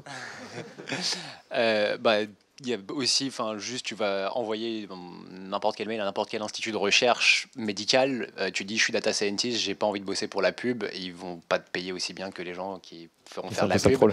Mais dans l'absolu, tu feras des choses vraiment bien parce que tu pourras. Il y a un mec, je crois qu'il bossait à Stanford, il a juste développé un algorithme pour traiter des données un peu différentes avec 3-4 bases de données qu'il a pu avoir ensemble. Il a réussi à faire un article où il était capable de trouver le diagnostic de la maladie, un médicament qui existe, qui se résolve la maladie. Il a mis tout dans un article et le problème, la maladie était réglée en un article scientifique, si tu veux. Avec les outils actuels, on peut vraiment faire des choses assez incroyables. Donc, il ne faut pas du tout se limiter à la pub. Il y a vraiment à peu près tous les domaines que tu peux imaginer. Complètement. Mais que ce soit le jeu vidéo, l'éducation, peu importe, auront besoin de data scientists. Juste pour clarifier, je ne dis pas que le machine learning mène à la pub. Je dis juste que c'est la plus grosse porte qu'on a en face de soi, mais il y en a plein d'autres, effectivement. Ouais, du coup, j'ai une question sur les formations, justement. Bon, je sais que du coup, tu as travaillé à Open Classroom. Est-ce que tu nous recommandes, nous, à 42, on a des sujets qui vont arriver en data science, en machine learning, mais est-ce que c'est suffisant, par exemple, de se former à 42 en autodidacte pour prétendre être data scientist ou data engineer? Aujourd'hui, oui, parce qu'aujourd'hui, les formations en data science, j'ai croisé l'autre jour des étudiants du master, je ne vais pas le nommer, d'un très bon master parisien qui fait de la vision par ordinateur. Et c'est un master très populaire,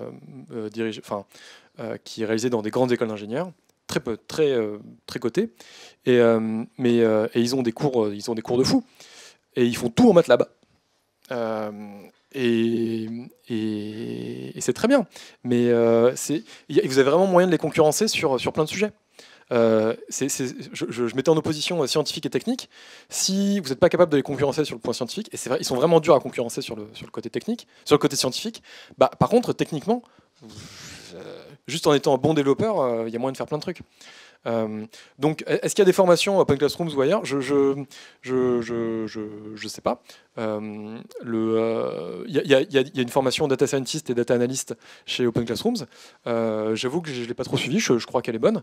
En tout cas, elles sont faites par des gens qui sont bons. Après, j'ai pas forcément de méthode from scratch pour devenir bon data scientist. Je pense qu'il y a plein d'articles qui ont été sortis sur ce sujet, comment devenir un data scientist en une semaine, un mois, un an, 10 ans. ce que je voulais dire en conclusion, c'était comment mettre les mains dans le cambouis en ingénierie des données. Et ça par contre, on le trouve pas dans beaucoup d'endroits. Donc, si on a un intérêt très scientifique, alors il y a plein de solutions qui existent pour devenir data scientist. Si on veut avoir un profil plus technique, je dirais que commencer par ça, c'est pas mal. Bonjour. J'ai 2 questions en fait. Bonjour.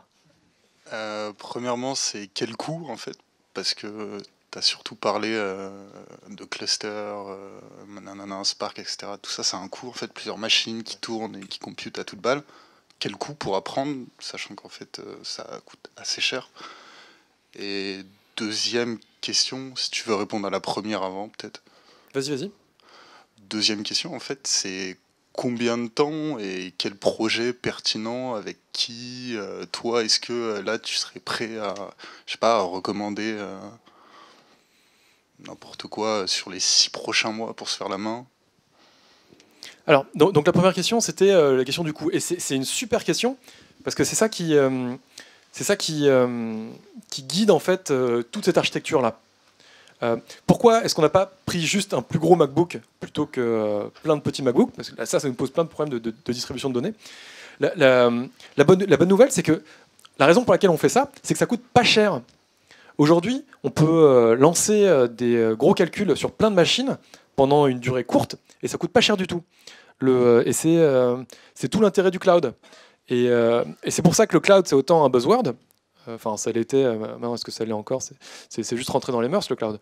Le cloud a permis tout d'un coup, avec Amazon Web Services, et maintenant avec d'autres, de lancer plusieurs dizaines ou plusieurs centaines de machines à exécuter pour faire tourner un calcul pendant 1 heure.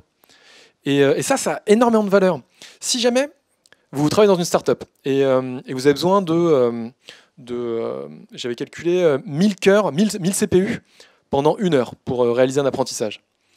Ça va vous coûter $50 par jour.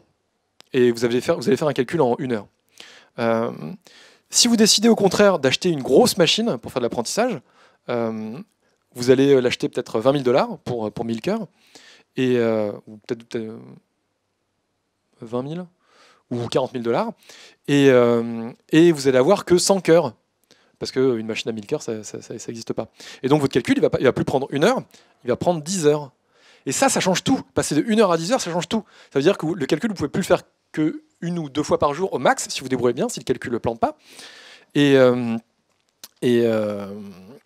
ça permet beaucoup moins d'apprendre. Ça permet, une fois qu'on a acheté la machine, on ne peut plus passer à l'échelle, on ne peut pas grossir, on ne peut pas non plus baisser les coûts. Si jamais tout d'un coup on se rend compte qu'on n'a plus besoin de tant de données, on ne peut plus diminuer la charge en achetant une grosse machine. Donc non, passer à l'échelle de manière horizontale. Alors pour vous, personnellement, si vous devez lancer un cluster comme ça, oui, ça va vous coûter cher. Mais $50 par jour pour une boîte, c'est rien. Une personne pour une boîte, c'est de l'ordre de 50 de 200 euros ou 300 euros. Donc non, c'est rien. Et donc la deuxième question, c'était recommander des trucs sur les 6 prochains mois. Alors c'est ça que j'essaie de faire dans ce dernier slide là, de vous donner des actionnables pour avoir quelque chose sur quoi gamberger en sortant de la présentation. C'est ça quoi. Commencez à agréger des données, posez des questions sur vos données, répondez aux questions avec différents outils. Et si jamais vous répondez, si jamais vous avez des réponses pertinentes, passez à l'échelle et créez votre startup et devenez milliardaire. Depuis le début, vous parlez des langages R et MATLAB. Mais pour vous, personnellement, qu'est-ce que vous considérez comme langage? Alors R et MATLAB, c'est pas des langages, c'est des outils. Ok.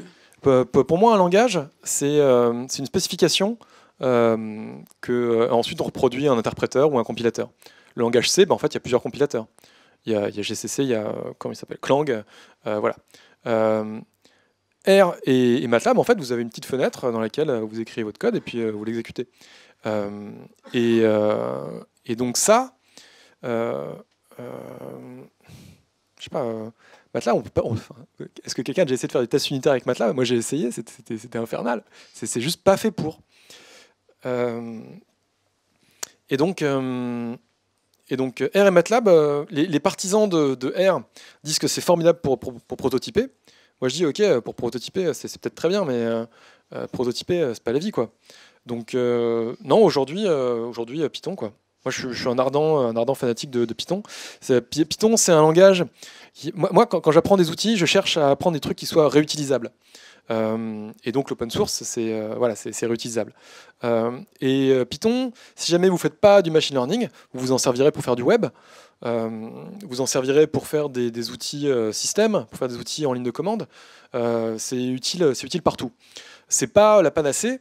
C'est pas très rapide, c'est pas du C, mais ça fait le job. Le Python a un petit peu loupé le virage du big data. C'est Java qui a gagné le virage du big data. Et Java, c'est excellent si vous voulez vous faire payer cher, parce que les experts J3E, ça coûte très très cher.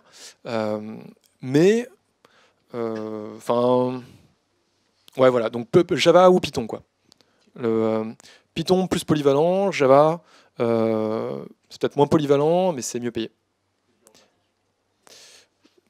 Je ne sais pas s'il y a un langage peut-être plus bureaucratique, c'est juste que les boîtes qui ont tendance à utiliser Java sont plutôt des grosses boîtes. C'est une impression personnelle, mais j'ai l'impression qu'il n'y a pas beaucoup de petites boîtes qui se créent aujourd'hui qui font du Java. Donc, voilà. Moi, j'ai une question par rapport à ce que j'ai pu lire dans la presse. J'ai l'impression qu'il y a un peu deux philosophies sur le machine learning. Il y a d'un côté des grosses boîtes comme IBM qui vont essayer de faire des IA vachement généralisées qui peuvent résoudre plein de problèmes différents. Et à côté, on a des startups qui vont s'attaquer à des problèmes beaucoup plus précis et qui finalement arrivent à concurrencer des boîtes comme IBM parce qu'ils sont attaqués à un problème plus précis et mieux défini. Et du coup, ma question, c'est de voir est-ce qu'il y a finalement une philosophie qui peut l'emporter sur l'autre, ou enfin, est-ce que IBM a raison de vouloir faire une IA qui est vraiment généralisée, ou est-ce qu'effectivement, peut-être mieux s'attaquer à séparer les problèmes? Alors vraiment, je sais pas. J'ai pas du tout la vision produit d'IBM. IBM, c'est une boîte que je connais pas du tout. Moi, j'ai l'impression que l'outil qu'ils proposent, en fait, derrière le rideau, c'est plein de petits outils spécifiques qui fonctionnent ensemble. C'est un peu pareil pour Palantir. Palantir, donc, c'est une boîte qui fournit un outil d'intelligence artificielle essentiellement pour des services publics, donc prévention du crime, santé, pour gestion de l'eau, de trafic, etc. Et ils vendent un outil, un espèce de gros progiciel. Et moi, je soupçonne que derrière, il y a plein de petits outils spécifiques. Alors, vous pouvez résoudre des problèmes spécifiques, ou alors vous pouvez faire de la recherche et résoudre des vrais problèmes mathématiques. Et dans ce cas-là, votre solution mathématique, elle va se généraliser à plein de problèmes différents. Et ce sera une solution qui sera utilisée dans plein de domaines.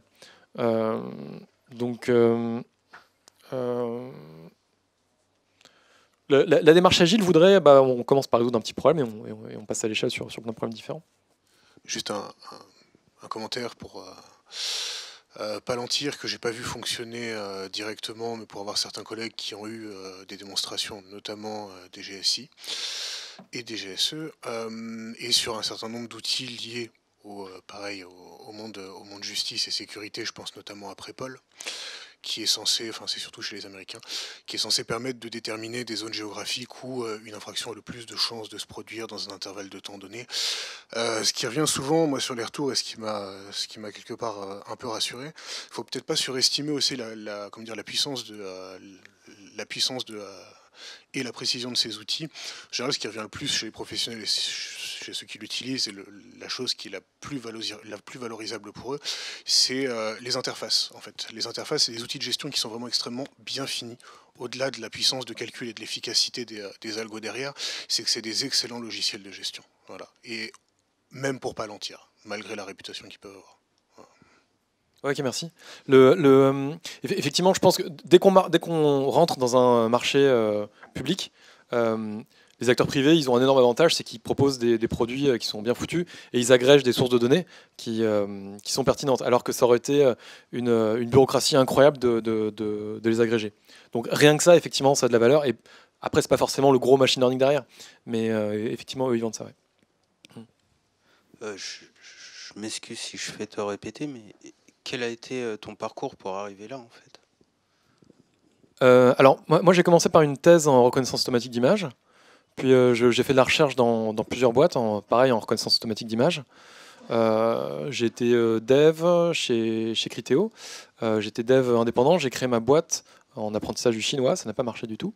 Et je suis redevenu consultant indépendant après avoir travaillé chez France Université Numérique, encore une fois comme dev.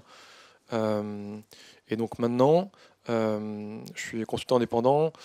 Donc j'étais prof chez Open Classrooms et maintenant consultant indépendant en dev, mais data, un peu tout pour Pôle emploi. Donc au départ, tu es dev en fait. Pas mathématicien ou statisticien ou Non, j'étais pas. Moi j'ai fait une école d'ingénieur et donc j'avais pas de formation spécialisée en développement et j'ai eu ma formation machine learning, j'ai fait du dev pendant ma thèse et en fait je me suis formé un peu sur le tas en dev. Parce que c'est une compétence en fait qui s'apprend bien sur le tas quoi. Mais les premières boîtes auxquelles j'ai candidaté, j'ai dû les convaincre que j'étais dev.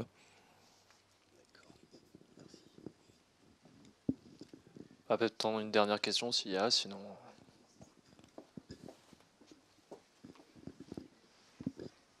J'ai une question peut-être un petit peu plus technique. Est-ce que tout à l'heure tu as dit que plus on a de data, plus on a de données, mieux c'est.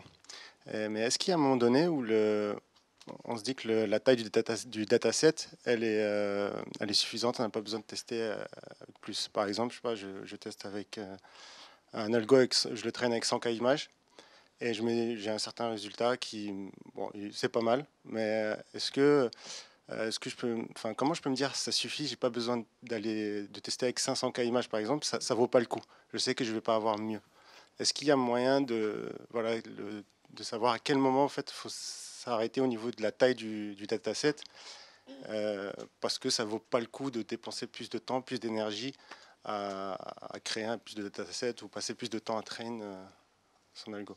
Alors, j'ai pas de réponse générique. Donc, déjà, c'est pas forcément vrai. Plus on rajoute de données, plus ça s'améliore. Ça va s'améliorer un petit peu, mais effectivement, ça va pas forcément valoir le coup.